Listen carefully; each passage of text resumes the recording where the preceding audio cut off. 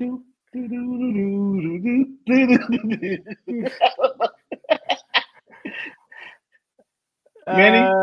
what the fuck? Yeah, Yeah, exactly. that's the only thing I can say. But then you know what? I'm going to use this line anyway. Double J said there would be he was going to win a championship. Who knows? That'd be this Double J, Jacy Jayne.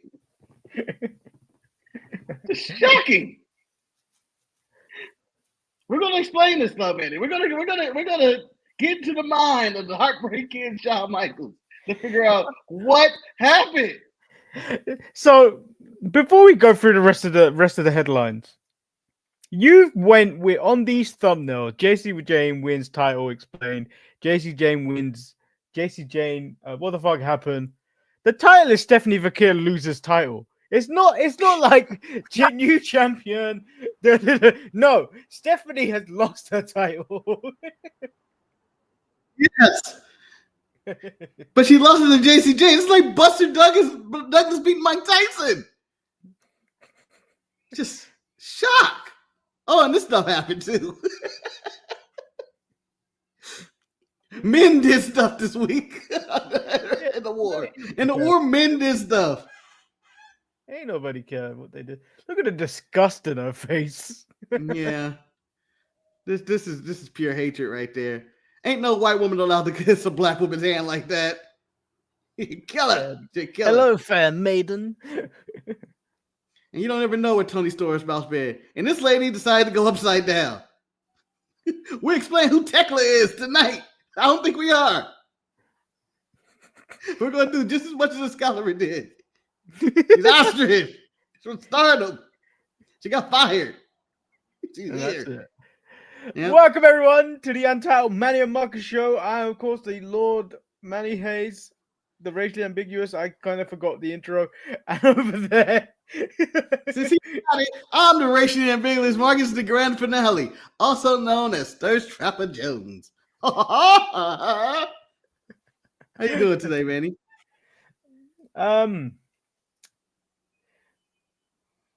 Yeah, I don't know. I've got Shania Twain on the mind, and I don't know why.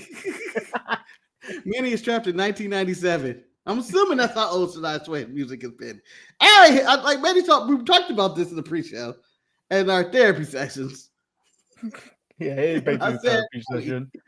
What's going on? Shania Twain? When's the last time she's been relevant in modern times? No, you need to start this off with how it came up.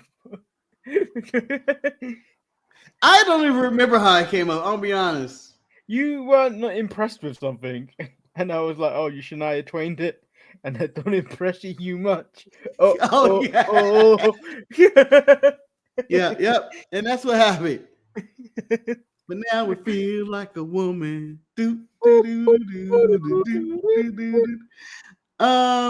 today we have a jam-packed show. I would like to report the first story, Manny, and I have breaking news. Go on. Hot from the presses. AEW's Double or Nothing was such a success. Morale is up in the locker room. You hear me? Morale is up.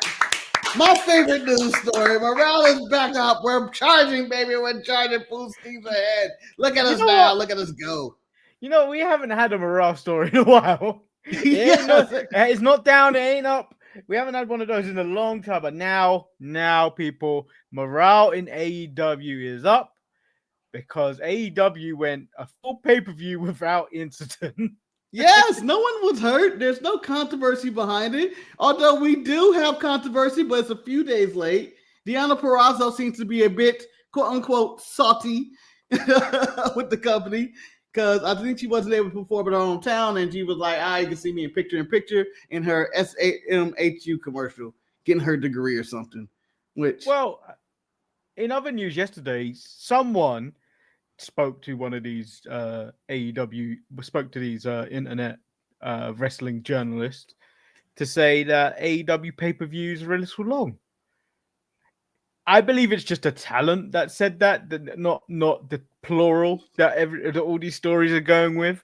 But like me and Marcus discussed on Tuesday, this could have been a 3-hour pay-per-view. And some of this stuff could have happened on Dynamite or Collision. Yeah. But AEW decided to say, they said to rebuke in religious terms, this term, and say, yeah, our pay-per-view's long. They didn't say any of this publicly, but you know what?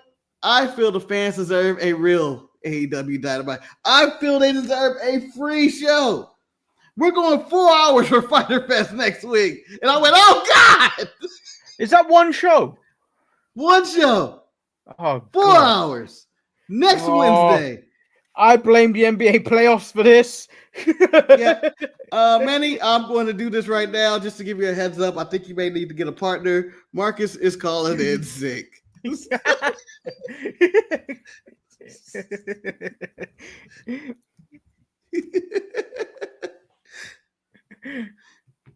So I don't know which part of this Kane isn't impressed with. Could be you calling in sick. It could be me being sick. It could be the 4-hour show. It could be double or nothing. I don't know, but not impressed. We ready to get into the show? Is there any other news story you want to talk about or cover at all? Yes, I do want to cover something. Okay. Black Armstrong is the new Evolve Women's Champion.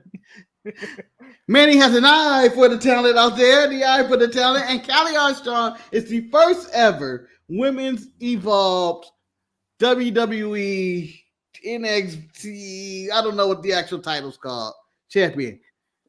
I think it's WWE Evolve /ID /NXT yeah. TNA.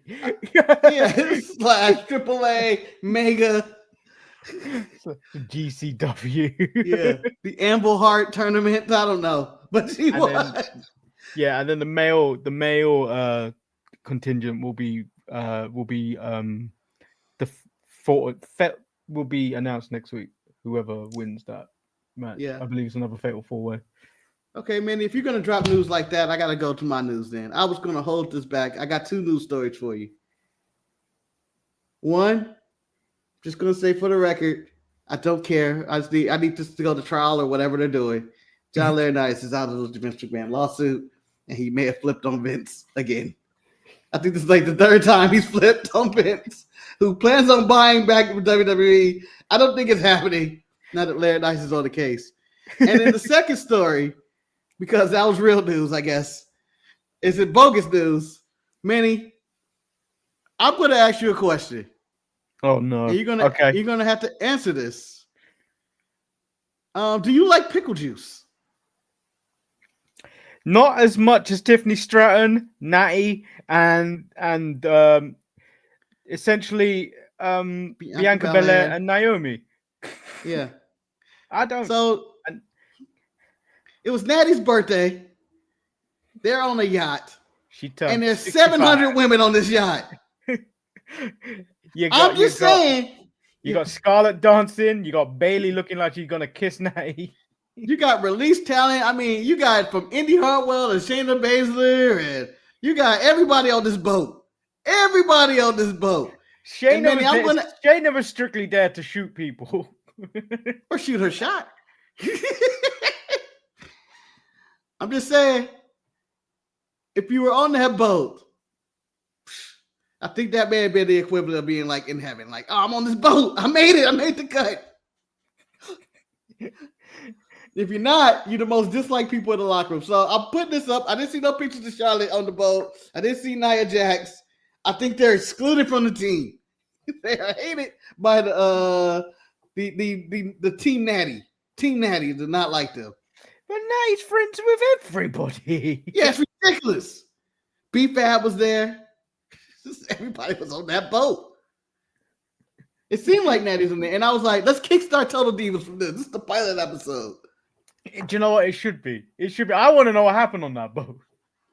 You never know what happened on that boat. But it was dirty. What happened on that boat stays on that boat. But it was dirty. Oh. No, something else I was gonna bring up about the boat, but it was I can't remember what it was. It was something stupid, but whatever. Fuck it. All right, let's jump into Fuck it. Dynamite. Marcus, Dynamite. Oh, we're doing Dynamite first. I thought we started Yeah. NXT. Got nothing to say about Dynamite. All right, let's go with NXT. Newsworthy show. NXT kicked off with Ethan Page versus Ricky Saints for the NXT North American title. Marcus, I cannot explain what happened in this match other than it was chaotic, and I never knew what stipulation was going on in this match. Manny, I thought this was the answer to Anarchy in the Arena. This is Anarchy in the PC. Because I don't know what was going on. Security guards were mounted to prevent Ricky Starks and Ethan Page from fighting, even though they had a championship match scheduled, and they were at ringside, stopping them fighting at ringside. All hell breaks loose until Ricky Starks breaks his neck on top of a chair. When Ethan Page does, I want to say he did the twist of fate or whatever he calls the move. I can't remember exactly. I don't know what he calls it. His cutter, yeah. Yeah, he does his cutter. Ricky dies and is coughing up, a lung and all that for the rest of the match. Chaos ensues. Ava comes out there. They're trying to break things up, but they continue the match. Nothing makes any sense. And Ricky sells this. He fights off Ethan till no more. The top rope off slingshot attack. Well, a move that I used with a rubber band before. Took out Ricky Saints. And he's down. Ethan wins the title, taking the Black Championship away from us again, from the culture. Hey. The culture has lost his title again. He has made the NXT title white again. Oh no! He made it great again. He comes out later on the night to try and celebrate, but he is interrupted by Javon Evans and informs he would be defending his title at Worlds Collide, not just against him, but against Laredo Kid and Ray Phoenix. In the back, you had Stevie petitioning for Mr. Legend. Yeah, and questioning what's going on here. What's going on here, Ava? What is going on? This is how you run your show? It doesn't make sense. It doesn't make sense. Why all these people are getting title shots. And why am I blanking out on the person? Sean's Legacy. Sean Legacy. Yeah, Sean Legacy. I can't remember his name. I want to keep calling Sean Legend or something. Sean Legacy, who won the triple threat match last week in the many triple threat matches we've had over the following weeks. I'm won so that match, sick but yet of gets all the multi-person matches this week. I'm so sick of it. May it end, may it not end. I feel like we had 8 more different tag matches coming along. So he gets the title shot next week. All I want to say is this. Was Ava trying to just give this title away to anybody? Because what if Ricky Saints won this match? Does he have to go through the same thing? No, because Ava's a racist. Against whites. She's trying to get that title back to the minorities. Yeah. I'm giving you 2 Mexicans and a black guy next week. Take that, Ethan. Take that. Well, Sad Briggs is in the back, and then Inamura told Briggs he came back for him, and they have many things to accomplish. And Inamura's thinking bigger picture. Briggs hands him back his waistcoat or vest. I'm giving them a strike for this. They have that locker room that I've criticized multiple times where they put the wrestler's name over their little locker area and their stuff. They use the same area for the men's and the women, and they were using outdated stuff for a while. I'll be damned if Elmore gets his own little space. He's done nothing to get that space. I'm upset that he's back. I was hoping that him and Briggs were done. And then he's talking about going for bigger things. Y'all couldn't even win the small stuff. Mike Santana takes on Tavion Heights. I thought this was a decent match. Charlie is in the back. He said that they tried to prove themselves as single wrestlers and they both failed and wants them to refocus as a group. Miles doesn't want to go back to being in a group and believes he's ready to be on his own. You foolish boy, Miles. And then challenges Charlie and he accepts as long as it's a rounds match. This is how people get released. Talk about I can do it by myself. Haven't you learned anything from Pei or Peyton Royce and who's the other one? Billy Kay. Lash Legend and the Lash Metaphor. is doomed. Lash is doomed now. Now that she said that, if she lasts 2 years on the roster, it'll be a success. Yeah, because you got Kelly Armstrong in the wing. You got Tyra May still. Yes, she's green and all that, but you have all these people on the way up. Lash. And for the record, Lash. If there was any legacy NXT talent to win that title, I would have gave it to Lash before I gave it to Jacy. Just saying. I would have gave it to Jada, but she's the one making headway. But a lot of stuff happened here. So Wesley and Crime Time Light had a video package. I found my boys. That's what it was. I found my guys. I love these guys. My homies, we hang out shirtless in our Timbs. That's what we do. And we walk the city of Florida. Andre Chase tries talking to his boys to stop jumping into things, and they take it as, let's take more risks. And now they have a match against Darkseid next week. The dude. So, I'm ready to admit that Darkseid does not have a leader and does not have any direction whatsoever, Barry, at this point. Yeah. Once they got thrown into a random match against Chase U, who now I believe have a rival in the other promotion. We'll see how this works out over time. But yeah, that's what happened there. Tony D has a sit down with Luca Crucifino. He thought Stax clipped him in the desert, and he turns up at Battleground like he just got a vacation, and he just stood there and stared at him. Lucas says on his mother's eyes, which I've never heard before. By the way. You haven't seen Stax, Lucer's mother's eyes. They're beautiful. They're beautiful. On my mother's eyes, Stax drove him deeper into the desert. Tony asked him why he didn't try to reach out. He said given the current circumstances, he put everyone else at risk. Lies! Tony said that don't smell right. Tony doesn't know who to trust right now. Nah, see? You don't know what to trust. Nah, see? That's how I talk, see? That's the way I talk. So the plot thickens with this one. My first question is, Don, you thought I was clipped. You never went to a funeral, and it looked like you never mourned my death. Did you mourn me, Don? Did you mourn me? Were you crying in a pillow alone at night talking about Luca? My sweet, sweet Luca. Now I have to tell his mother with those beautiful eyes that her son is gone. Those beautiful, seductive eyes. Goddamn. Where's Rizzo? Yeah, that's what I want to know. Can I get an update on Rizzo? That'll be my first question. Luca, I don't want you back. I want Rizzo back. Trick Williams comes out. He said he's turning his back on the people because they turned his back on him. And he's changing the name of TNA to Trickene. Santana comes out. He ain't letting Trick tear down TNA. Calls Trick a pretender. He's a pretend fighter, pretend rapper with his high heels and tight pants. He's a pretend ass champion.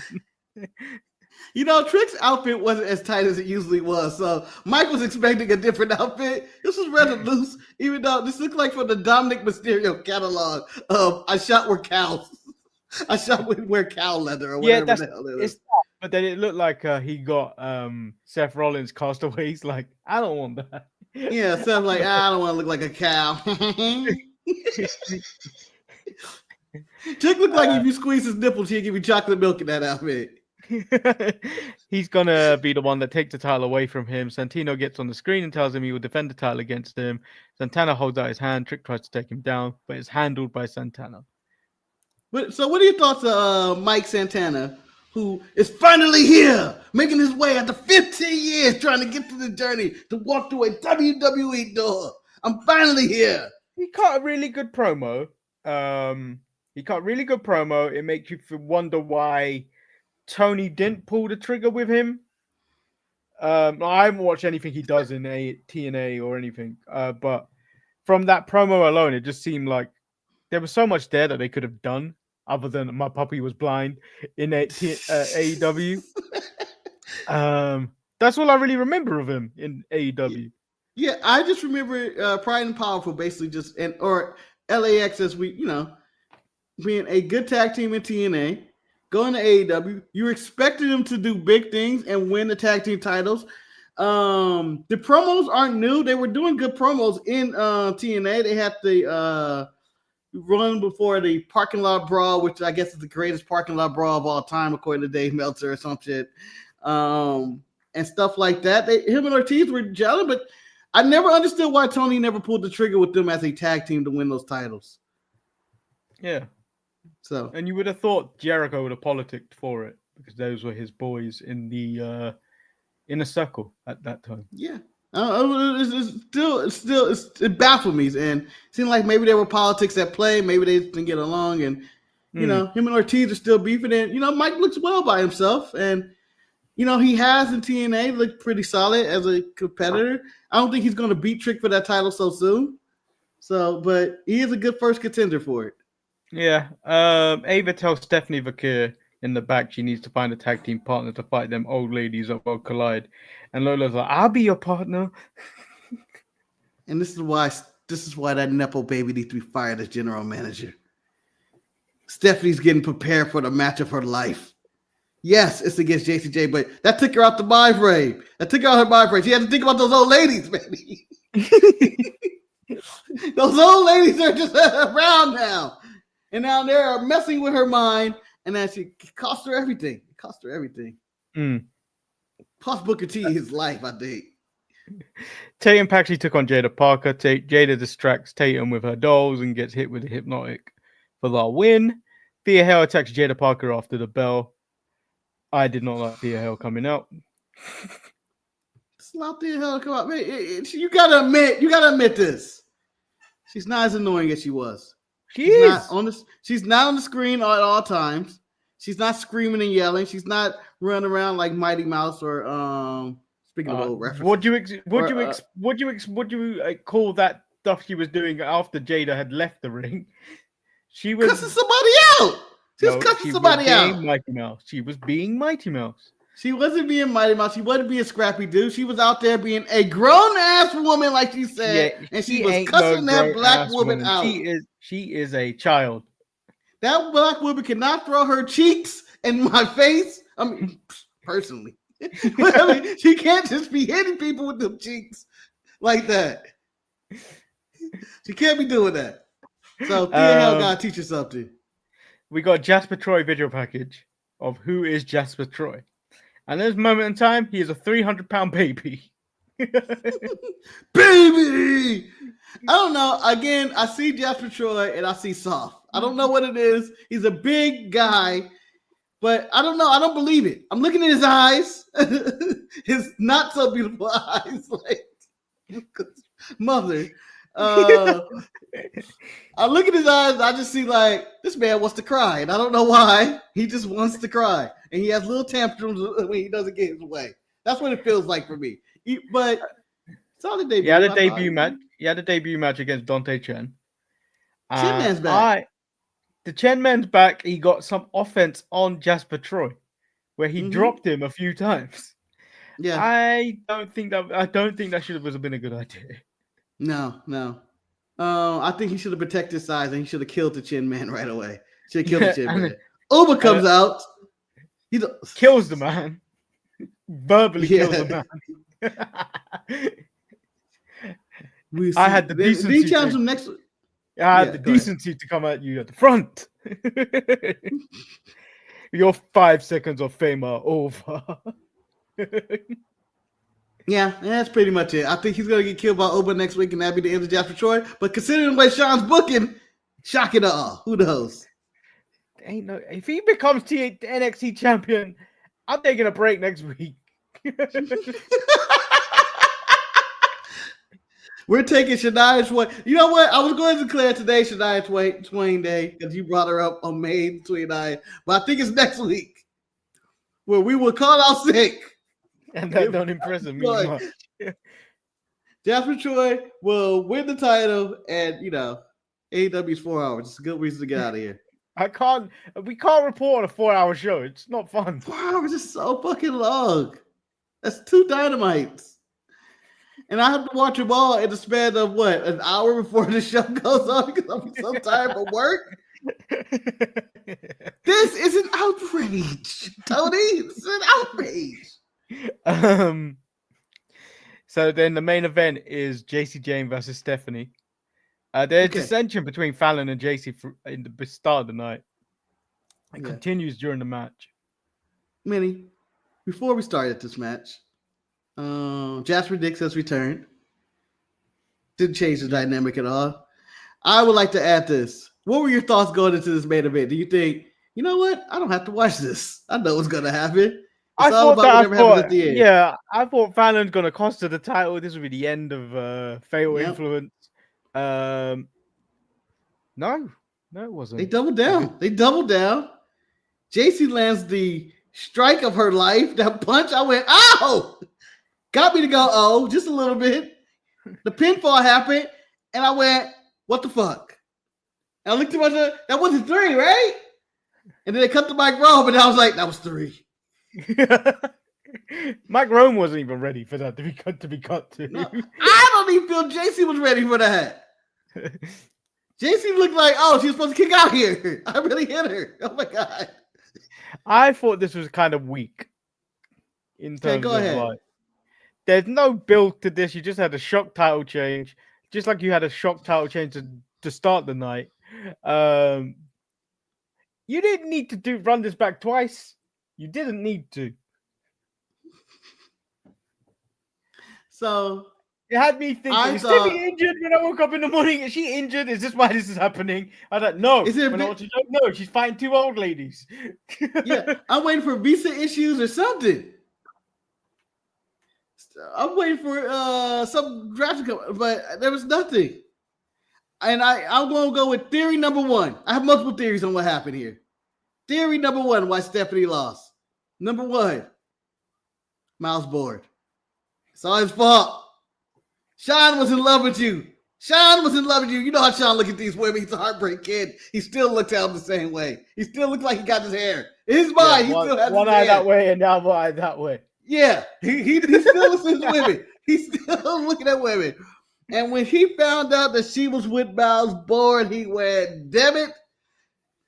I am going to become the universe. I'm going to hate on her, and she's never going to get a push. Not on my show, punter. Not on my show. And Marcus was in the corner of the booking room going, yeah, revenge. Theory 2. And it's probably the most obvious one. But I don't believe it's the truest one. I believe the first one is. She is not only going to the main roster, she's going to be entered in one of the many triple threat matches, probably on Raw, win the triple threat match and enter Money in the Bank, and probably be the one that actually wins the women's Money in the Bank. No, I don't think that would be the case, because that would imply she'd be on Raw next week. I think when she gets done fighting those old ladies, I think she may be thrown into a qualifier for the Queen of the Ring if they're doing that this year. I just think they're going to do that show, the AAA, the Worlds Collide show, and then she'll be sitting in the crowd or something for Money in the Bank the next night. I think. Well, it's the next hour, man. It's the next hour. Is it the next hour? It's not the next day. It's the same day. I thought they were. No, they're hours apart. Wow. I thought one was. Oh, I don't want to watch both. They're hours apart. They're hours apart. Manny's dying inside. No. Manny is thinking about God. I'll say. Here's why I think you're wrong on that one, Manny. It's because Ray Phoenix is also going to be on that AAA show, but also he's also a part of the main roster. But I feel like I think Stephanie's going to do both. I think she's going to do that match with the quote unquote old ladies from AAA, and then she's going to fight the Money in the Bank, and they're going to sell oh, she has to recover from whatever injury she could have. They can show highlights of it, and she somehow still wins the son of a bitch. Maybe. I'm not too sure. Okay. Do you have any other theories of why she lost? I thought she was injured. I woke up in the morning thinking she was injured. There's no way you run your company on Jacy. You just don't. All right, let's go to the Jacy part of this. And I'm going to give a little history of Jacy. Jacy is considered the Janetti of toxic attraction. The now dead and dismantled roller coaster. She's the only one that survived. So yeah. Gigi's gone, Mandy's gone, all released. And Jacy was there being the most average wrestler possible. And at some points, may I dare say, below average at times. So they went with Shot for news-wise. And you know what? They had to do something. I think they had to spice up NXT. And this isn't me justifying it all the way, but this is what I'm thinking they're thinking. AEW is on our heels, Sean. AEW is on our heels. We got to do something. We got to shake things up. Okay? And then you even alluded to that they were supposed to have this big show in Tampa that didn't sell, so they brought it back to the PC. And it still was going to happen. She was still going to lose this title. So I think they're just setting it up so someone else can become the NXT Women's Champion. Do I know who? I'm not sure. But they did like I don't know what they're planning. I guess Fallon's gonna become champion. I don't need Fallon to become champion. Because I don't know where they're going with this, to be honest. Like, I'm intrigued. I'm sure it's gonna go to Jacy Jayne. Do I think it's gonna be a long title run? I do not think so. But did Julia win the title this year? What, the NXT title? Yes. Yeah. So there's been 4 NXT Women's Champions this year. Yeah. That is ridiculous. Because Stephanie became double champ at, what show was that? I can't remember. And then she had to relinquish her title and all that, whatever. But here are the options who are going to beat Jacy. You got Jada Parker, after she kills Thea Hill for Mandy's Delight. They could always go Lash Legend, another legacy NXT 2.0. They're the last two. They're basically the last 3 people hurt Fallon and Lash. They can go that route. Or they can just run it with Jacy and see where it goes. Maybe it's going to give Jacy the confidence to win the title. I don't know. Or the Juggernaut stays in NXT and becomes a champion and holds the title for several months. Yeah, but why beat Jacy? Why not beat Stephanie to actually solidify your title run? Do they feel like they need Stephanie right away on the main roster? I think they saw the star power she has and were like, we need her on the main roster. I think the women's division as a whole needs shaking up. Oh, did I tell you how Money in the Bank is going to end too? Well, or not end, theory. Or a segment. It's a theory. Just people. It's not exactly how it's going to end. It's Marcus's theory. It's not my theory. No, I'm spoiling the whole goddamn show, Manny. So I have Stephanie winning the Money in the Bank briefcase, but I don't have her cashed in and becoming the champion. I have her cashing in on the United States champion, Becky Lynch, in the middle of the hand-raising thing where Lyra must raise her hand. She raised her hand. The Bird Lady, Intercontinental, whatever the hell that title is. The Bird Lady's doing her thing. Raise her hand. She doesn't move. Then, Stephanie comes out there. She does her Booker T, ooh, ah, ah, ah.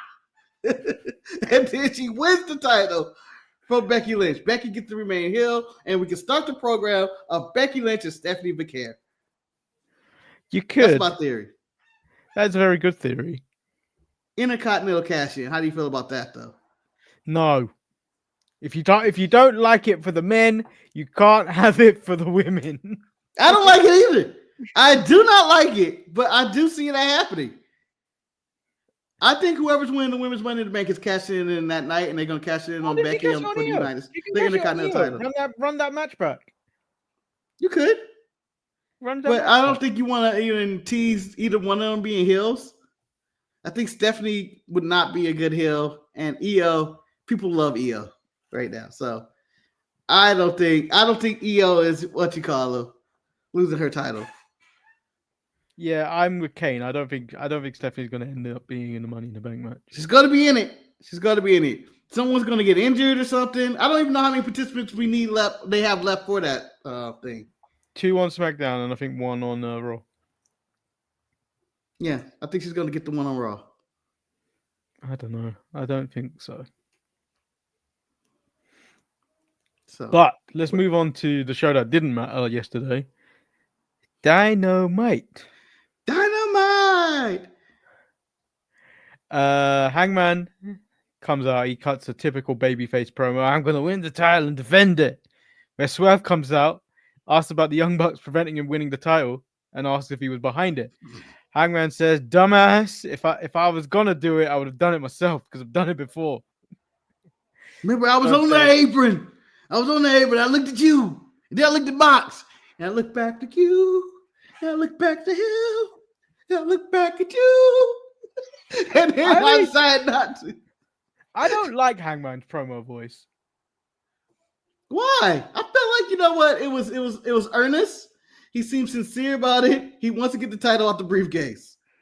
Swerve says that sounds good, but you're still full of shit. Yeah.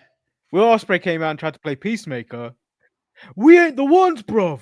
You ain't the one, but He's the one.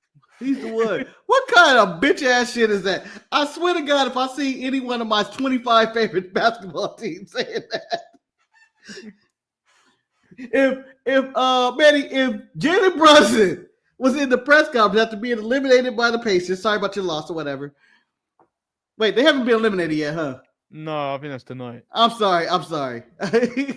Let me reverse that. If Anthony Edwards was in a press conference after their loss yesterday about OKC, talking about, I ain't the one, bro. Shea Gilgeous is the one to bring. I would never want anybody to say that. Fuck that. What are you talking about? And then if I'm sure, fuck that. Fuck whatever you're saying. The man burnt my fucking house down. And then threatened to never let me win the title again. Fuck the Hangman Page. I don't care if John Moxley keeps this title on forever. You act like it's the last chance. Like it's our one shot at the Death Star. It's not. He's gonna have many other title defenses. It don't have to be Hangman. It don't have to be him, bro. They can make it easier on him if they all work together. Swerve slaps the mic out of his hands. I ain't ever working with helping him, and walks away. And he had tattoo. And then they end the segment. And I thought, overall, I thought it was a good segment, a good start. I like when you follow up your biggest moment of your pay-per-view with the big, with the opening being about that big moment and you celebrating it.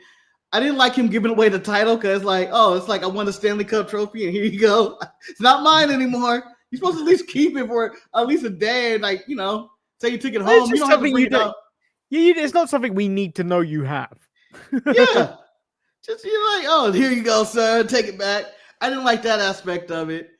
And then the next part, what I didn't like, John Moxley and his team decided to show up to work just barely on time, just not to get written up. Just barely shows up. He nearly walks the wrong way as he enters the building. Mox, and then does not give a fuck about Hangman. Does not bring it up. Not bring up what just happened in the ring. Oh, that's a strike. Well, he didn't see it, Marcus. He was in the car. I know, but I'm just saying they were just in the ring. You would think that, one of the interviews Hangman Page is gonna be like, Vaquer, I show how dangerous I am. Just something that seemed like they weren't seconds apart from walking by each other. Because I don't even think Hangman left the ramp and Moxley and them were pulling up. Kane says TK is slowly fumbling the air Osprey has. I think when he inevitably wins this AEW World title, it will be a big deal. I don't know if I'm going to care about it when it happens. So that's the problem. Are they waiting till they go back to England? There's either that. So that's Forbidden Door, right? That's implying he wins it at Forbidden Door. But they had this opportunity for him to beat Swerve last year. And then Will petitioned that we shouldn't do that. Because everyone thinks I'm going to win. Let's not do that. Let's just have a title on Swerve. But then I heard this story Yes, I was going to jump in and say this too. Go ahead. Yeah, I heard this story that Will Ospreay was petitioning Hangman to win, and then Hangman was petitioning Ospreay to win, and then it came down to Mox, who was like, let's have Hangman win. Yeah, I want to say this as excuse me, as an unofficial wrestling scout. If I heard about this conversation happen, I want him to win. I want him to win. I don't want my wrestlers to be like that. I want them to be selfish. Yeah. I want you to want it. I want you to want it. I want you to carry this company to the next level. I mean, if you are on the heels of catching the WWE like Osprey suggests, I want to be the guy that grabs him by the fucking neck and be like, I got you, and we passed you up. If you're right there, I'm just saying. And to be like, oh no, you winning, it makes me feel like neither one of them actually care about your AEW title when that report came out. I don't know if it's true, it's a Meltzer report or not. I just hated the aspect of that. And it's the second time Will has passed up on winning that title. Yeah, I'm hoping it going to be a big deal, and I hope at the time I care about it. Because right now, my attention to who could take this title off of Mox would be the other missing pillar that was on the top of a mountain. I think Darby winning that title would be a bigger deal at this moment in time than Will Ospreay winning the title. Well, do you think Darby has been gone so long that he's completely cooled off? Because I think when this originally started, he was the one slated to win the title, but he's been gone for months now. So much has happened. Hangman reignited. Like Hangman was dead as well. But I don't. Darby's been gone. I don't know. I like this whole redemption arc they're doing for Hangman. I really do enjoy it, but I don't think he's the guy. I not when you've got the likes of Will lurking around. You've got Darby that's waiting to come back. It's when you look at it, it's like I just don't see Hangman winning that title. But I could be wrong because I was 100% down on Will Ospreay winning that Owen Hart tournament. Yeah, I knew I was right. You never vote against a cowboy going into Texas, Manny. He's a cowboy going to Texas. Once you put that together, why were they in El Paso this week anyway? I was not expecting to be in Texas till All In. Anyway, a cowboy in Texas makes the most sense. I'm sure he's going to come on the horse and be really a champion, and he defeats him. Although if he loses, what the fuck? You'd think TK had this all written down on Storyboard, especially the one who should win and face Mox. I think the fact that he went to, if this story is true, the fact that he went to those two and was like, who should win? I mean, that's not a great way to book the future of AEW. Yeah. He needs to be more like he must not be named. Say, Austin Theory's winning this, damn it. And I don't care who likes it. Yeah. Just go with your gut. Like going back and forth. I understand it's a tough decision because Hangman does have a lot of momentum. Like, I understand his decision, the dilemma of this. But I think TK should have been the one that ultimately made the decision instead of being, I don't want to hurt anybody's feelings. I don't want to hurt Will. I don't know what to do. It seems like he's confused on what to do with his own product. There are three people who I think should beat Mox. I think Hangman should do it at All In, of course, right now. Will probably should have did it already. But Darby Allin had momentum, but it's already gone. And then the last person, I mean, I don't know what his health status is, but this all began with Bryan Danielson anyway. He may as well. If he got choked with a paper bag and we never saw him again. Yeah, I just don't think we're seeing him again. I think Darby Allin is the modern day Jeff Hardy. I think whatever he does, the man has momentum. He can fall in his return. He could just fall out the sky, and they'd be cheering for him. Who's that dumping? Oh no, he's falling out the sky. And he's like that time he came from the ceiling and he was just kind of stuck, and they should have never shown that shot. Yeah. He's just dangling up there. Well, I think they do that again, the people would still go fucking wild for Darby Allin. Yeah. So we'll see you in time. So Mox and his crew show up into the arena in this mixed intergender 6-person tag. Yeah, and like he's bringing his son Gabe Kid to the ring, another skinhead. Yeah, this was the Clan versus Willow, Speedball, and Mark Briscoe. What was that team? So we're in the Cell Anarchy Arena. Nobody was taped up. Willow seemed to be fine after being, locked to a post with her ears, and all that, and piercings and stuff. And nobody in the Death Rider seemed to be injured at all. They seemed to be fine. Yeah. And then Mark Briscoe, who suffered an ambulance match, was like, "I'm right here." Last time I saw him, he came out in the IV, and the doctor was getting him to the ring. And he was bleeding to death. But nope, he's here. This followed standard procedure of a 6-man tag. It was all over the place. Yep. Marcus, if I'm Claudio, I see Commander. I see him set up. I see everything. That took way too long to set up. I'm looking at my watch. Are you going to do the thing? He's going to do it. You got to give him a minute. Got to give him 2 minutes. And he's just standing there, and he's thinking about his whole life before he runs these ropes like he always does. I'm moving. I'm just walking away slowly. Just like this. He took so long to do that spot. Let me tell you something, Marcus. You would have had time to pull out a table, set the table up, and then make him and then as he dies, move out of the way so he lands on the table. I'm putting glass up. I'm putting glass. I'm putting chairs. I'm stacking the chairs up, the 6-way chairs. The way Darby fell through it. Commander's dead. I'm putting barbed wire. I'm wrapping it up. I'm setting the table on fire. I had all day. Maybe Dynamite's going to be 4 hours next week because Commander's setting up his next spot. and Pac returns. Yeah. It's just them two standing on top of the turnbuckle taking forever. Let's get our balance. But the Death Riders win.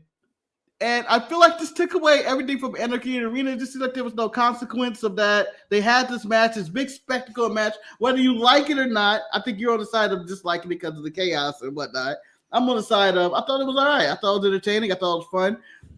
I just feel like we need to hear from the Death Riders to talk about them losing, or at least having something. It just seemed like the match happened. It was like, okay, they're back. It doesn't change.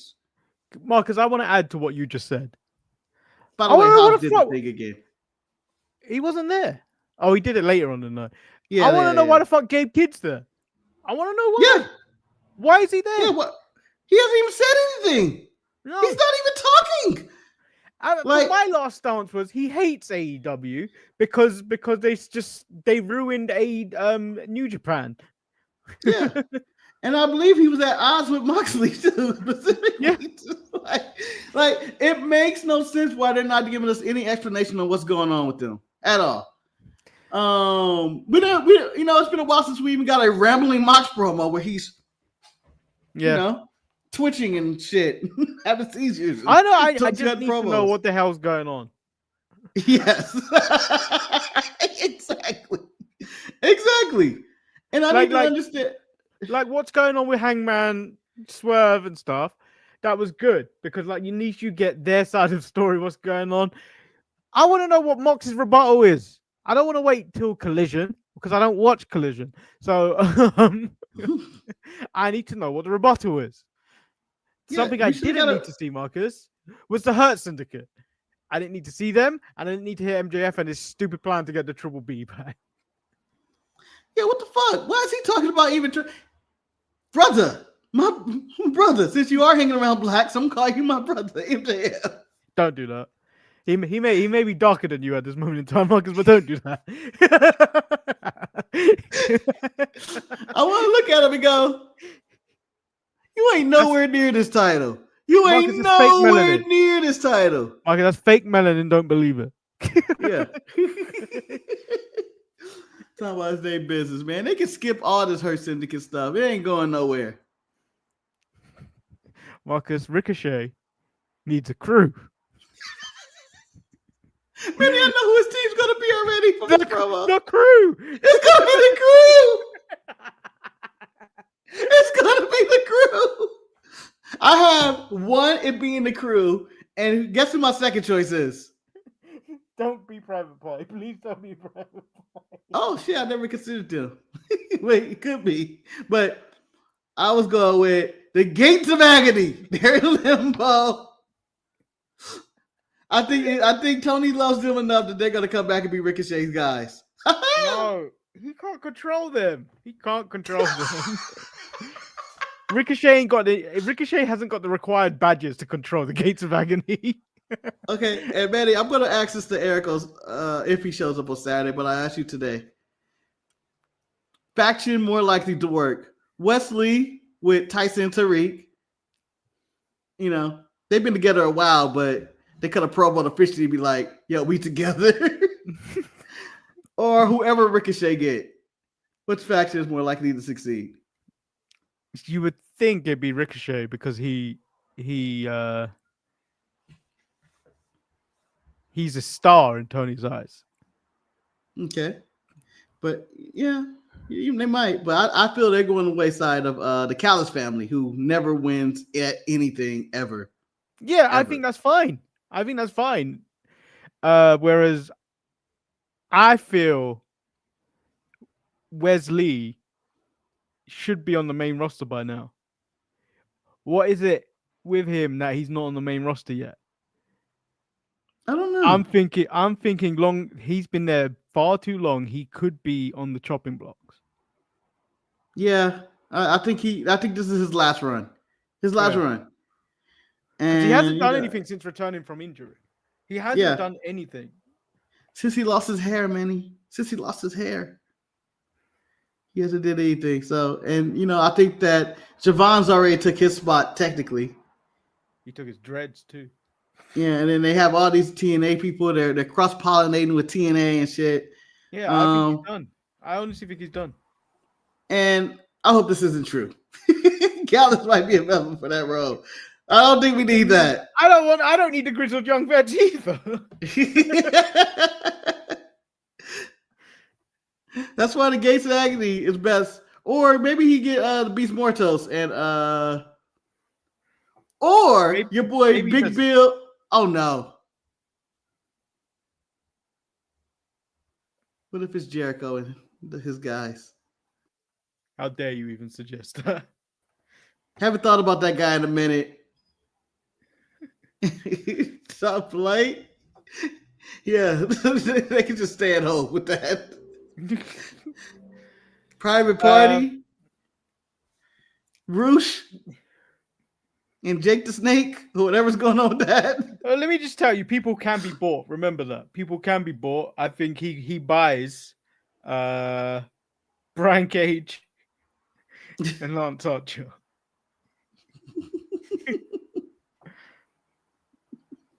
They're sold again. Oh shit. Yeah, what's next? Anna Jay and Harley Cameron take on Megan Bayne and Penelope Ford in a no DQ match. Was hell. Megan Bayne sold nothing in this match. Well, because she got hit with a pipe twice. Multiple times, yeah. Multiple times with pipes and chairs. So that just tells me, that she's the most unstoppable person in the world, because I know if I hit any single person on this planet with a lead pipe, male, female, or bear, they're going to be like, fuck. Marcus, I don't. You got a grizzly bear at its angriest. You hit him with a pipe, it's gonna overpower you. Oh, it's gonna kill me, but it's gonna sell that pipe for a second. Go like, what the fuck? Like it's gonna do one of those. See, for all I know, that bear's gonna do a full wheel house and be like. And then Marcus, they went for the Doomsday device. Penelope Ford got nothing. She got nothing on that. I've never seen anybody miss something so bad. So bad. Manny, I will say this. I am not the best baseball player. I will swing and a miss. I am not the best golfer. I will swing and a miss. I'm not the best fighter. I will swing and a miss. But I'll be damned if I climbed the top rope and had to do the Doomsday device and miss it. I'll be damned if that ever happens. Marcus, but how? Marcus, you could at least make some contact. She did Yes. not hit her at all. It's like she realized she was in the air and then said, "No, my arm is going in." Manny, I'm gonna give you an example. I guess I don't have any props with me, but for training's sake, I'm gonna use my fingers. Manny, this right here, this finger is Megan Bain and it was Harley Cameron on the shoulders, right? Yeah. I can't remember. So this is them. This is how close they were from jumping at each other. No, Here. She was so close. She had to get no distance. There you go. Yes, thank you, Manny. This is Harley Cameron. I'm going to give you full screen for this. And then this is what's her name? Penelope Ford. So this is what happens. Manny,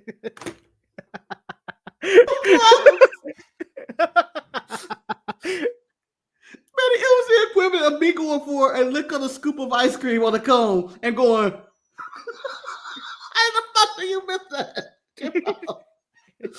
Ridiculous. And then multiple people got injured. I think Anna J may have got hurt, and Harley Cameron's face got busted open from something. And Megan Bain slammed her into the steel steps. Yeah, and then I think she broke her nose from that.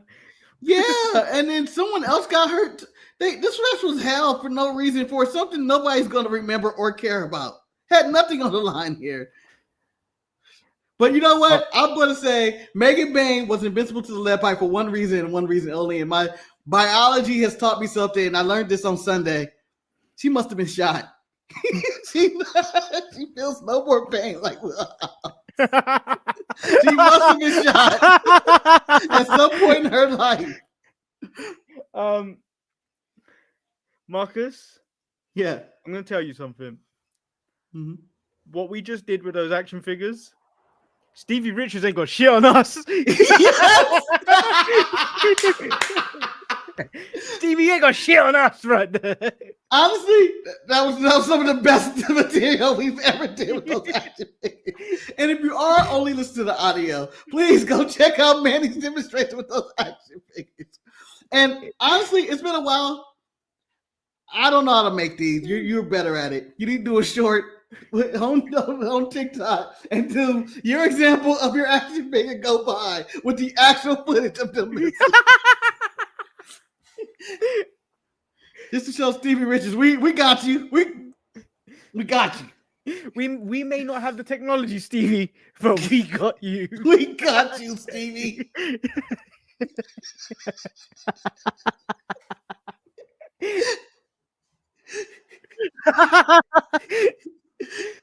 Something equally as funny, Marcus, was Mercedes Moné making her grand entrance to Dynamite. She turns up in a top-down vehicle, sitting on the back with all her titles like this. No one around. No one. Like some fanfare or something. Yeah. Just fake it. Just fake it. Just fake it. I'm not taking a shot at my own team, but I feel like this is what the Clipper Parade would look like in LA if we actually won a championship. We just celebrate, but no one actually cares. No one's around. There is no fan base. There'll probably be me going, woo! No. This is like when second place gets a medal or something. No one cares. Yeah, no one cares about your fucking silver medal. No one cares. She, and then the driver did this long walk around the car. It had to be a Cadillac because it takes a year to walk around a Cadillac. It's a beautiful lowrider. It was a beautiful lowrider. He opens the door. She gets out to nothing. It was the most quiet segment ever. There was no sound. There was no sound. I don't understand why they just saved this for the end when she pulls up at the end of the show like this. And the crowd goes, okay, we're going to enter the one-on-one segment with her and Toni Storm. And that'll be her entrance. You just don't you have her come out the car. You don't have her sitting at the back like it's a parade or anything, because there was no one there to celebrate her whatsoever. Yeah, and I understand. You'd hear the crickets. You would hear the crickets. And like me, the rhythm of the crickets is what get me to sleep. If they're out of rhythm, I can't enjoy it. And you may say out there, maybe someone say, you guys didn't understand the segment. It was a homage to her hero, Eddie Guerrero, in her hometown. Eddie ain't never did it like that. It ain't never been that quiet. If Eddie turned up like that, Eddie would have at least people to greet him, or there'd be people. There'd be people. There'd be some energy around, or the announcers would be saying something. It was so quiet. They could. Do you know what they could have done? You know, there's normally people lurking around the entrances where fans will be when people enter the arena. Yeah. Have that. Film it earlier in the day. Have them there, and then have her come in. It make more sense to do that than what they did. Yeah. I don't understand why it was done like this. It seemed like it was last minute. They didn't think it through. But you know what? Creative control. I better shut the fuck up. By the way, Mercedes was not on that boat, but all her friends were with Natty. Just saying. The Ops came out and they faced the frat house, and I was like, "What the fuck is this?" Man, it's a Chase U clone. That's all I thought about. Was like, oh, so they're going to do adult Chase U. They're going to do the drinking and the drugs that Chase U refused to do, as they're being good supporting citizens. So it's going to be all the drugs. But I tell you this, just stop. Just stop.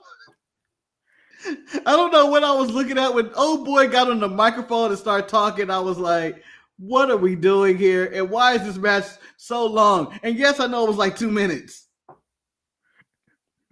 Why was it so long?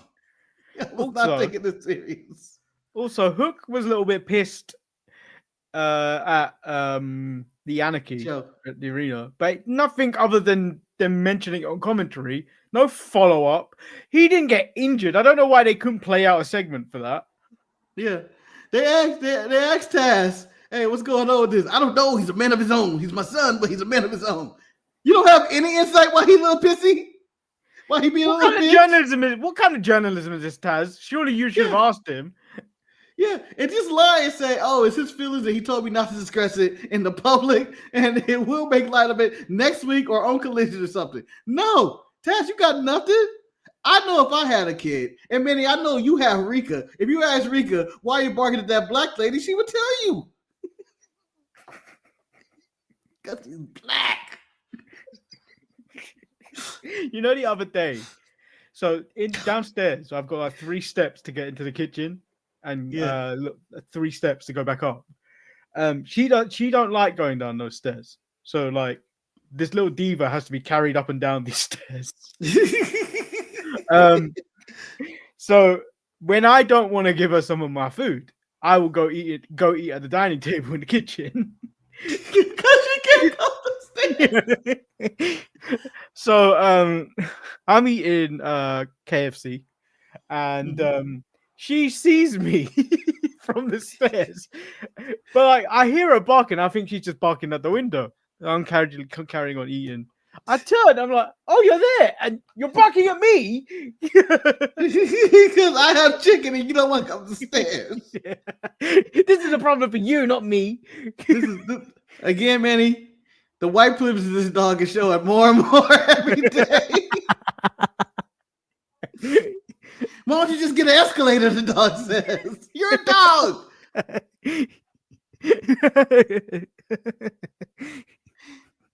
She is my favorite. Ridiculous.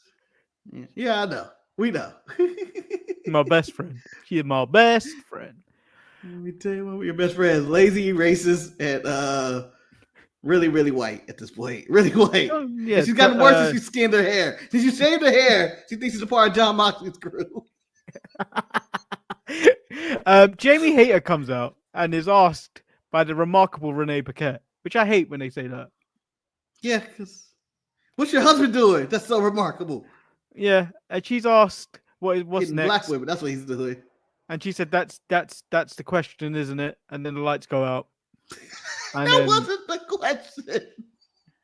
I thought we'd just carry on, Jamie. You lost. You come out here in your little silly crop top again, showing little abs. You didn't adjust it this time. You thought this was the right limb. But you come out there in your outfit, and you're like, that's the question. Like, you're going to retire because you lost this match? You're in your 20s, damn it. This isn't a Jeff Jarrett, Brian Danielson situation. What are you doing? And Thekla, the toxic spider, comes out, takes out Jamie Hayter. Is she the one that bit Spider-Man? I don't know. I'm sure Zendaya be upset about that or something. But Marcus, I made one observation. Go ahead. How dare Trick Williams steal her shoes to go?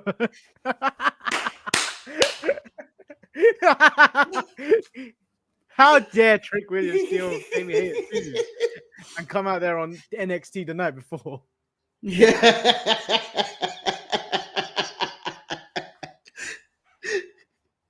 They are the same inches and heels.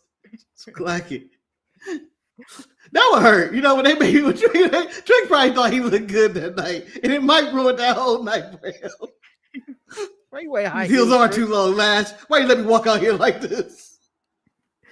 I tell you now. I believe if Trick went to his boys dressed like that, they would make. Oh, he would get roasted. He's getting roasted. Sure. Yeah. If he walked into him and Melo's barbershop, he'd get roasted. What the fuck are you wearing? Are they lashes shoes? What are they, a size 10?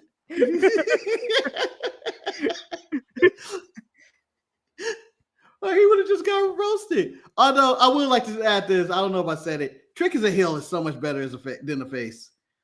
Like, he's just hateable. He's so hateable in his outfits and the way he talks and everything. It's so much better. Back to this. I'm going to say this is one of the shittiest debuts I've ever seen because they didn't give it enough time to breathe or anything. It was just like, here comes Jamie Hayter with the Vaquer Kid. What's my future? Lights comes out. Here comes Thekla. Oh, she's a toxic spider. She goes upside down, and then that's it. Hey, move on. I hate the lights go off now. It's ruining everything. Because before, when the lights go off, the only thing I could be afraid of was possibly the Undertaker being behind me. Yeah, you're expecting the gong or Kane. You expect fire. Yeah, now it could be anything. It could be anything. A terrible debut. The House of Black. Yeah, back in my day, it was the Undertaker, Kane, and probably Sabu. That's it. That'll be the list with the lights going out. Stop doing the lights go out shit now. Yeah. In 2025, the lights going out don't work. It doesn't even make sense. It has not made any sense. So production was on the setup of Jamie Hayter getting attacked. Renee, the lighting team, Tony Khan, everybody was all in for her taking out her. Ridiculous. At least with Undertaker, there was mystical powers at play. Yeah. You know, I think I allowed Malachi to do it because you know what? He's kind of mystical too. He's mystical too. You better be mystical. I don't feel like Thekla is mystical, or 90% of the time AEW does the lights out thing is mystical. Manny, do you think the Wyatt should be allowed to have light superpowers? They did it this week as well. They did it on Friday. I feel like they're mystical. They're allowed to do it. But put us in the hippo in the crate category. Anyway, that segment happened, and we gave that segment more time than it actually was on Dynamite. It just zoomed through it. It was like it was on time 5. Well, get your ass out here. Thekla, you got fired. Okay, she's gone. So we hit the 71-minute mark, and we get our first singles match on the show. We have had 3 tags in a row. Yes. Yeah. One with a terrible ending that with a missed clothesline.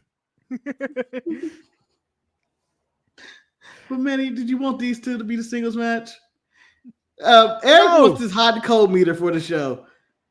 Adam Cole came out and he has the Paragon shirt, and I was like, "You're washed. It's over." Marcus, I don't like wrestling shirts. Should either be black or white. They should not.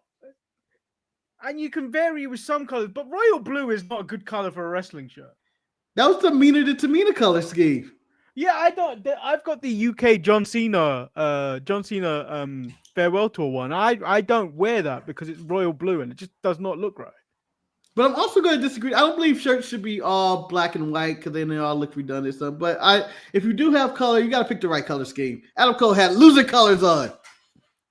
Blue And then brown or yellow or whatever, red, it's losing colors.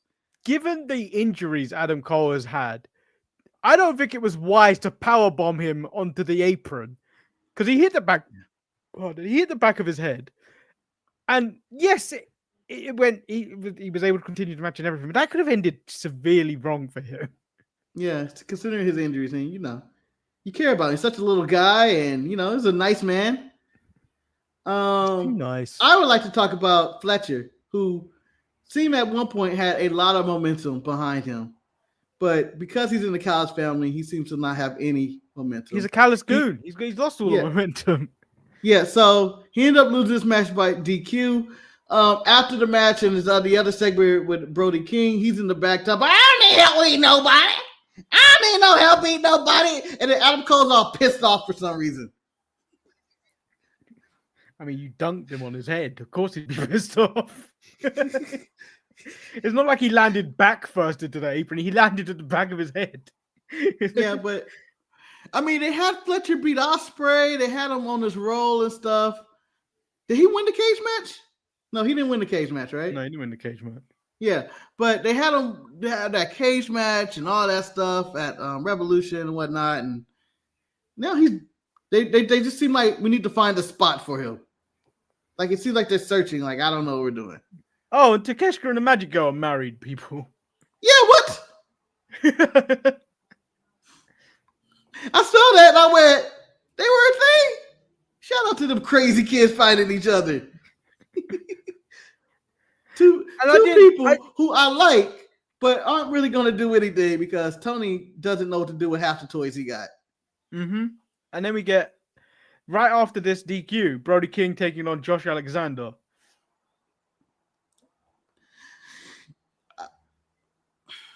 Yeah, just Brian Cage. It was a solid match. It was a good big man match, but Brody King should be as big as Jacob Fatu in wrestling, and I don't appreciate where he's at right now in the card. Even though he did win, and he's going to enter the Fatal 4-Way to fight Omega, yada, yada. He ain't winning that. I don't know when we're ever going to watch another AEW show as a watch-along. But, Marcus, if I was facing off against Josh Alexander, I'm ripping off that headgear, and I'm ripping his ear off. I'm ripping it off. I am ripping it off so we can't even hear his wife and kids. Man, there ain't nothing wrong with that man's ears. There's nothing wrong with that man's ears. Yeah, but he's wears it down to protect him. I'm gonna rip his ear off. I'm gonna bite it off like Evander. Well, you mean Tyson on Evander, but yeah. Yeah. I'm not touching his ear. It looks musty. Got musty. And then Mercedes Moné and Toni Storm go out there and talk their talk. Yep. Tony, nice you've been ducking me. She didn't say it, but I felt it.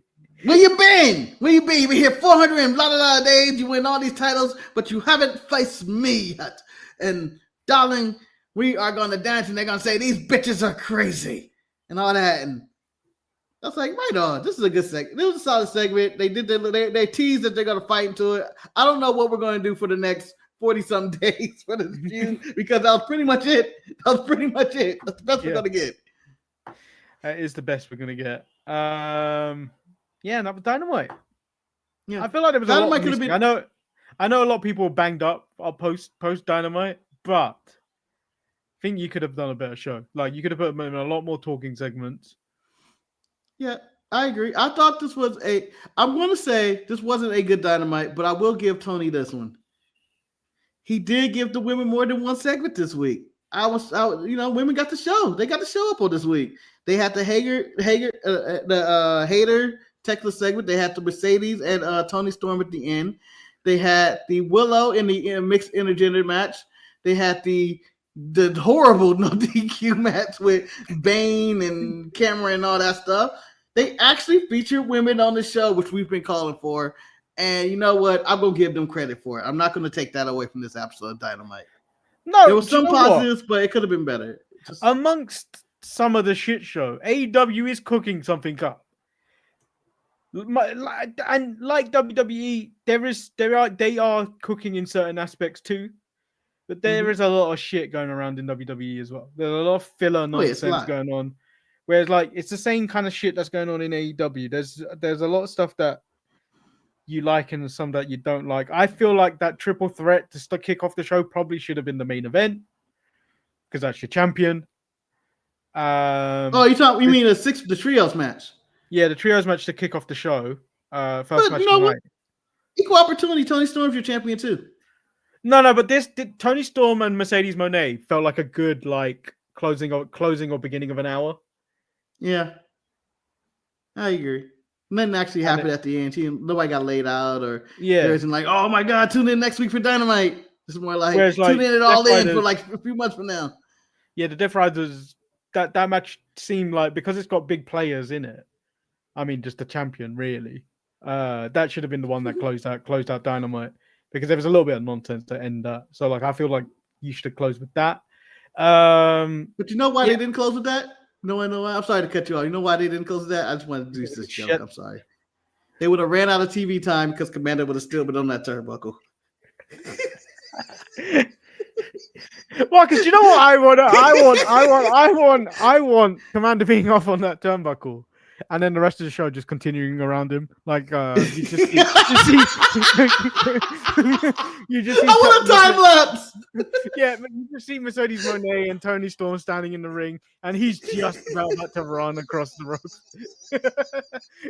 Oh, there he goes! He did it! He did it! There it was! Claudio caught him and we're moving on. Thank you for watching AEW Dynamite tonight. Claudio yourself a little table and chair to have a coffee. There's some cake. Listen to podcasts. Have somebody bring him out a tub. He's got into a hot tub. Just sitting there. My joints.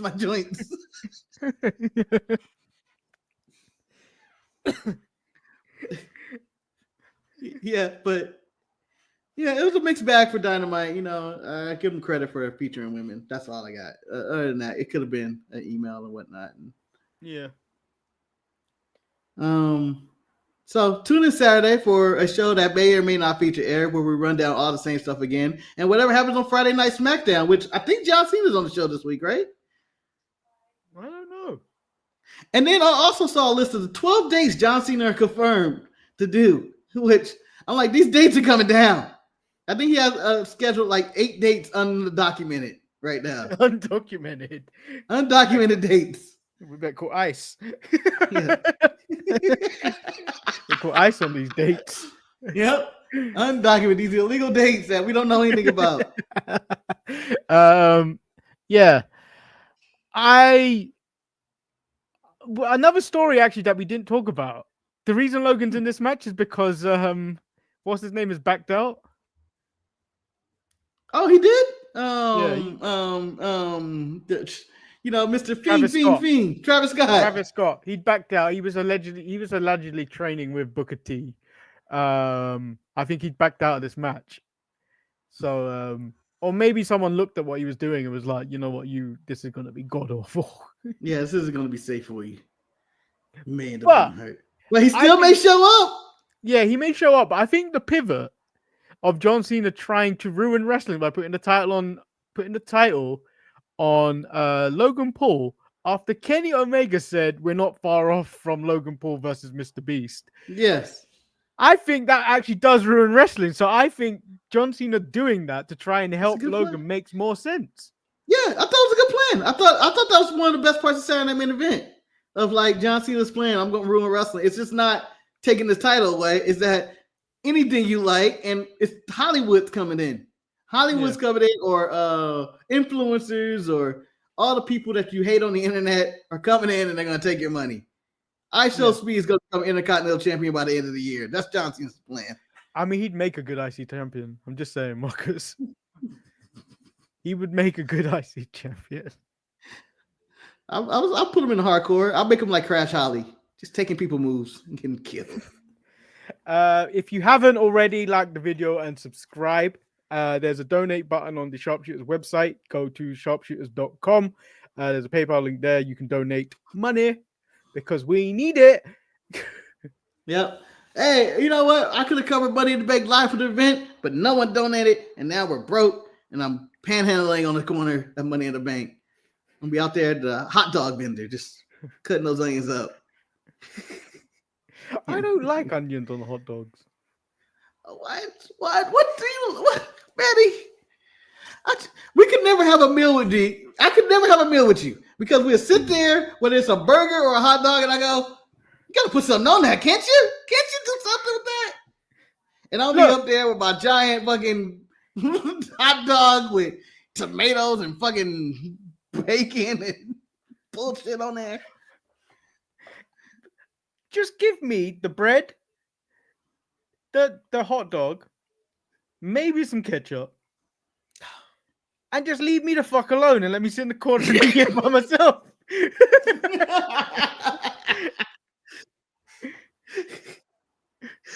Leave the fuck alone. Just eat the hot dog. Don't you want to put something on there? Nah. No, that's how I like it. I like my hot dogs with okay, so depending on the hot dog, it's depending on the wiener. Well, I would go with the most obvious one, the ballpark hot dog. Or the Costco hot dog. Yeah. I just think if my hot dog, the wiener has better flavor or a little spice to it, I don't need shit on there. I used to eat, remember the time I had to run out and take a shit? Like, I ate that one plain. I did that one raw. You mean like what I did on the last show? Yeah. I did that one raw, man. I did that raw. Well, not raw, but with no shit on there. Didn't need it. I knew it was gonna. It's delicious. But if there's one when I look at it and I go, let me put all this shit on there. I had a burger yesterday, and I asked them to pretty much take everything off. They left the onions in there, and I didn't mind it. But like, they have to be diced. If they're like the Whopper, and I can see them shits, and I can see it, and I can taste it, and they look like the burger starts looking like Steve Harvey. I don't want it. I don't want it. I like to think you show their dog the Whopper, and it's like if it looks like Steve Harvey, it barks. If it doesn't, I can eat this.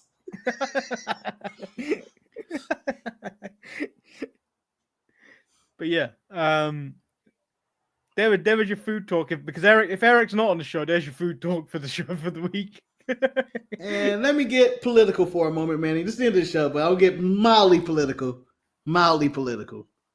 Go on. But this has everything to do with wrestling. Donald Trump has pardoned a few people in the world, all guilty criminals, whether it's NBA YoungBoy and whoever else. I think Larry Hoover got pardoned as well. These are black people.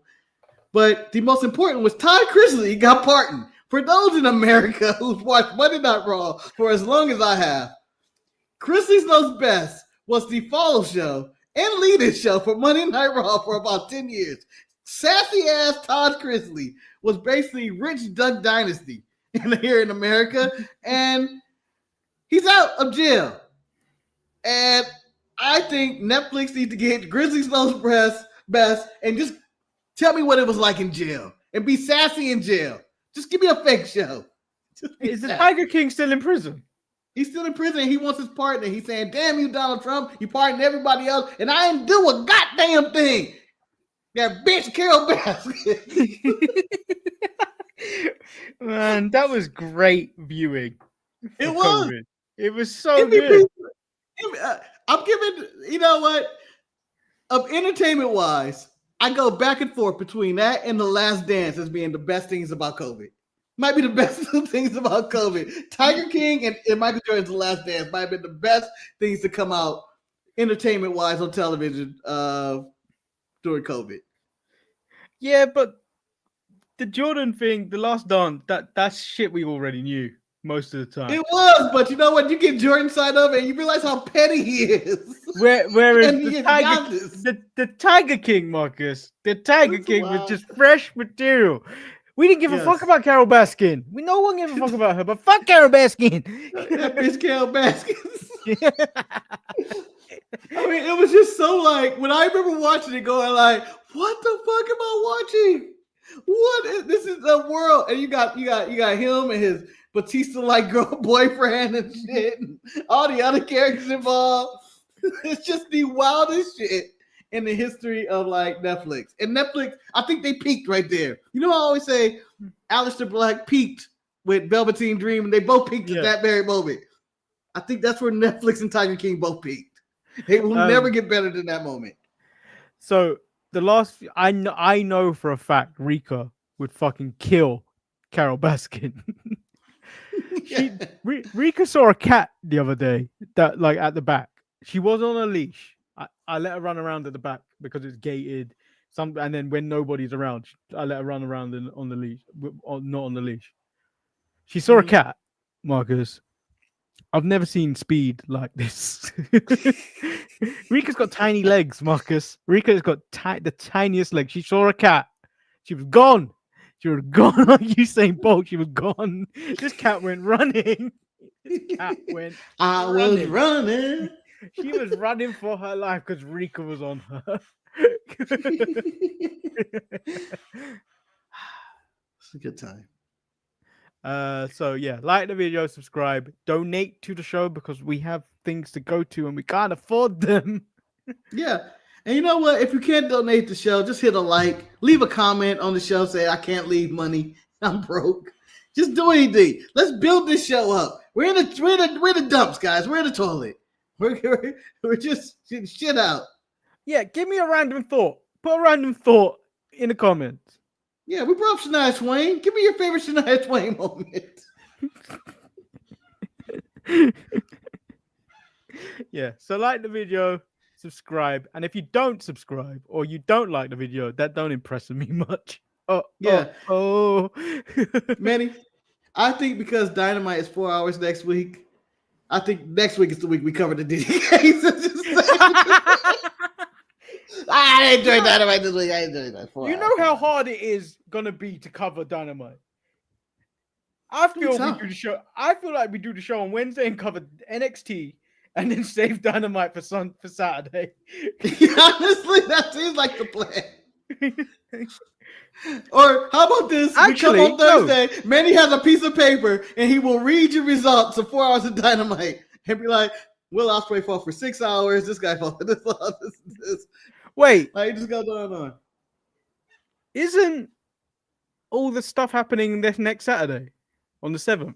Yeah, so we got next Saturday, we have Triple H, The Worlds Collide, Money in the Bank, and we also have this 4 hour Dynamite as well going on next 4 hour Dynamite. 4 hour Dynamite is happening on Saturday? Or is it happening No, that's on the regular day. Still gonna be on Wednesday. Okay, so technically we can't even do that because Dynamite, because we'll be covering watch-alongs and shit.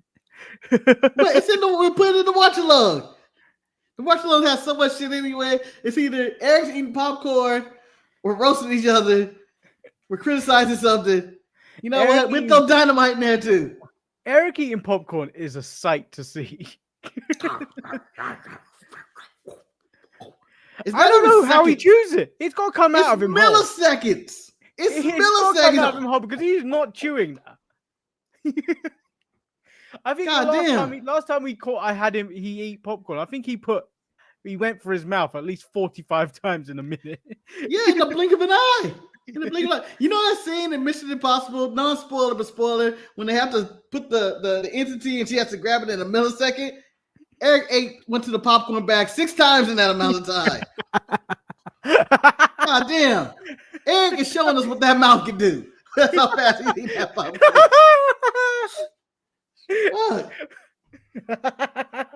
Oh, yeah. Like the video. And that's why I don't eat on air. I eat on air, but I try not to be disgusting. I know I probably am. I had a crisp sandwich today for breakfast, Marcus. Donate to the show, people. Hard times. Many twice in the same week. Hard times. Hard times, baby. All right, I'm out definitely this time. Yeah, we're going. Yeah, Jacy Jayne's your new champion. And Thekla can go upside down. I don't think we did anything that's this thumbnail suggested. We spoke about this. Yeah, we did. I mean, this just happened. We did that. Yeah, you know what? We did. We talked about this. We did. We covered everything. We covered it all. We covered it all. The only thing we didn't discuss was this.